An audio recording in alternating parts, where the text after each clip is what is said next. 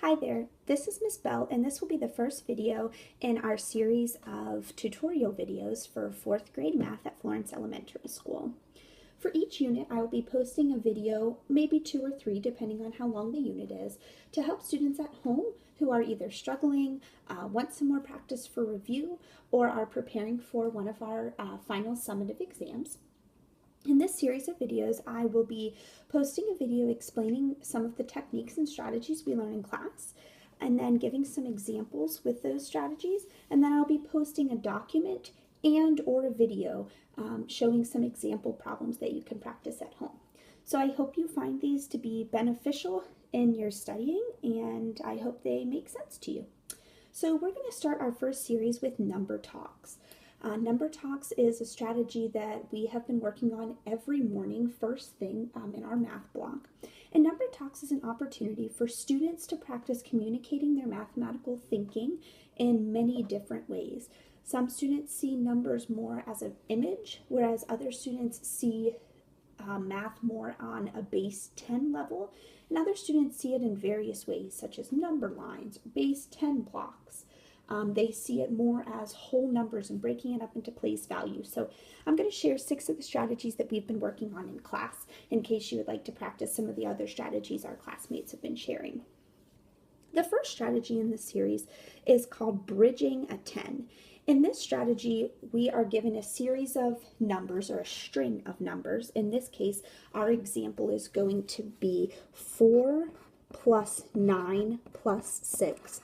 And in this case, students will try to bridge these numbers to create a 10 if possible. In this case, of course, it works out perfectly. We're going to bridge the 4 and the 6 to create a 10. And 10 is a great number to work with. We talk about in class how math is based off of the power of 10 and how if we can make a 10, math becomes a lot simpler to us. So since we bridged the 4 and the 6 to create a 10, we're now left with 10 plus 9, which many students can do mentally and get 19. This can also work in subtraction, which I'll show on the right. If we have a string of numbers such as 97 minus 14 minus 26, let's say.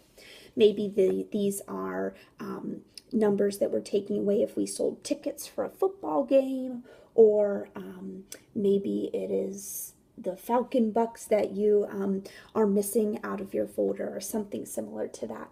We're going to bridge a 10 if possible. Here, we can bridge 14 and 26. We're not going to create a 10, but we're going to create something in the 10's place value, which is a 40. Of course, we can see that 6 and 4 make a 10. We saw that over in this example. So here they make a 10. We already have 20 and 10, so 20, 10, and 10 is 40. Now this problem is a lot simpler for us to solve.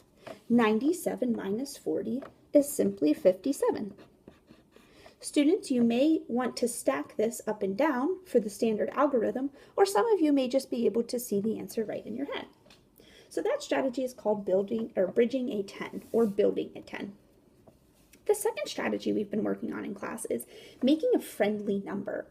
10 is a friendly number, but there are also other friendly numbers that students typically like to work with too, such as 5s, 2s, 1s. And so if we're given a string of numbers, 26 plus 11 plus 9, we want to make a friendly number here. Well, automatically I see that 11 and 9 is going to make 20. That's friendly to me. The number 11 wasn't quite friendly, and counting by 9s takes a little more time too. But if I can put those together to make 20, I can quickly do mental math. 26 plus 20, 46. Okay, it won't always make a 20. Of course, friendly numbers are different for different people. You may wanted to have combined the 26 and the 9, but to me, that's not quite as friendly. To you, it might be. Okay. The third strategy is add some, then take some away. This is more of a higher ordered thinking strategy, but a lot of students tend to get the hang of it throughout 4th grade. If I'm given the problem 126 plus 59, to me and to most students, 59 is not a friendly number. A friendly number is 60. I would much rather count by 60s than count by 59s. So what did I do to get to 60? I added 1. So I'm simply going to do the standard algorithm of 126 plus 60.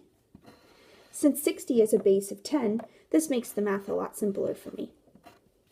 Oh, but wait, I added 1 to make a friendly number, so at the end I have to take it away. And I get to the answer 185. That was a lot simpler than having to stack these two numbers for a standard algorithm and carry over some of the numbers in each place value. This was a lot simpler for me. Strategy number 4 is the number line. A lot of you students are familiar with the number line. Here, we're given a number line, and I am asking you to answer the same exact question I asked you in number 3, which is 126 plus 59. We are simply going to start our number line on the number 126 and count up in increments until we get to 59. The neat thing about this strategy is you can choose how many ever increments you would like. Right off the bat, I'm going to just add 20, and now I've reached 146. I'm going to add another 20 right away, and I've reached 166. So far from the 59, I have added 40. I think I'm going to add a 10 because I like things in tens. Those make sense to me. Now I have 176.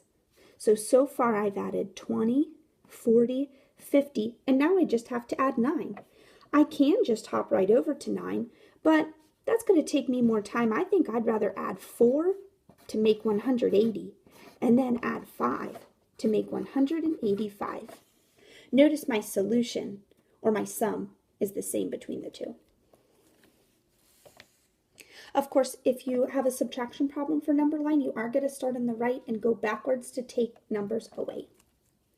Strategy number 5 is the base 10 blocks. In class, we work a lot with these manipulatives. Of course, on paper, you don't have the manipulatives, but we can simply draw them. Let's say I gave you a relatively easy equation, 18 plus 19 equals blank. Let's draw these in base 10 blocks. 18 would be 1/10 rod, and 8 ones blocks, or unit blocks. Plus, 19 would be 1/10 block, and 9 unit blocks. These take a while to draw, but in class we actually have them and can move them around. I want to add these together. Notice how many small unit blocks I have. The tens blocks are a lot easier to use than these unit blocks. So I'm going to take 1 from over here, and I'm going to transfer it to here. Notice that now I have 10 unit blocks, so I can make myself a new tens rod because those are a lot easier to work with. Now my answer is 3 tens rods and 1, 2, 3, 4, 5, 6, 7 unit squares. Okay, so my answer would be 37. 10, 20, 30 plus 7 unit blocks. Finally, our last strategy is money relationships. Of course, money relationships involve decimals, which we haven't learned yet this year, but students tend to be able to grasp this idea without there even being a decimal in place. Let's say I have the problem 11 plus 25, and I ask students to simply solve that. If I ask students to solve 10 plus 25, they would be able to get to the answer much quicker simply because it's based off of a unit of 10. When we change the 10 to an 11, students have a harder time coming to that answer quickly. So I teach them to segment this number or bisect it into 10 and 1 because 10 is easy. Quickly the students relate 25 and 10. Oh, that's like a dime and a quarter. I've used money for a while now in school, so a dime and a quarter together is 35 cents, plus just one more penny equals 36. Students can also bisect this number into different sections, such as 5 and 6, which would be a nickel and 6 pennies, or a nickel and a penny. But most students tend to see this as an easier relationship, a dime and a penny. And they can quickly see, although it is not even a decimal, that 25 was the value of a quarter, 10 was the value of a dime, and then I only have to add one more penny. As the school year goes on, we will start to learn decimals and we will transition into that. But for now, students are just practicing whole numbers. I hope you found this useful. I will do a practice page in just a minute and post that next to the video. So if you are interested, you could practice some of these techniques. Thanks. Have a great day.